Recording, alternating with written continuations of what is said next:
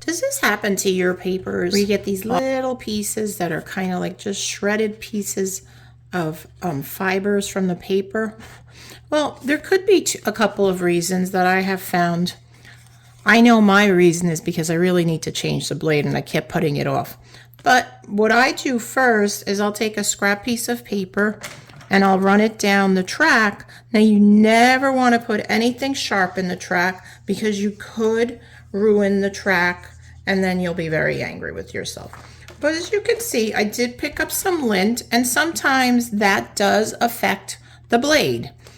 So we'll just clean that off. And then I'm going to try to cut again and see what happens. So we'll just throw a piece of scrap paper in there and let's see. Yeah, see, so I definitely think it's the blade because I still have those little pieces here. Let me put it on something that you could see in the background. So you see those little pieces still. So what I'm going to do is I'm going to change the blade, and basically you bring the blade down to the 12-inch mark here. Let's see, can you see that? Yes, you can. And there's a little area where you just kind of like lift it out. Like so, and it just pops right out.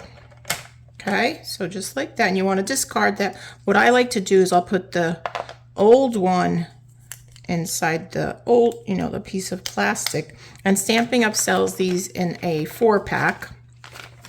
So I'm just going to toss that, and then I'm going to put the new blade in. Same thing, we're just going to navigate it down to that opening there. So now I stuck it in there, and let's see how we do.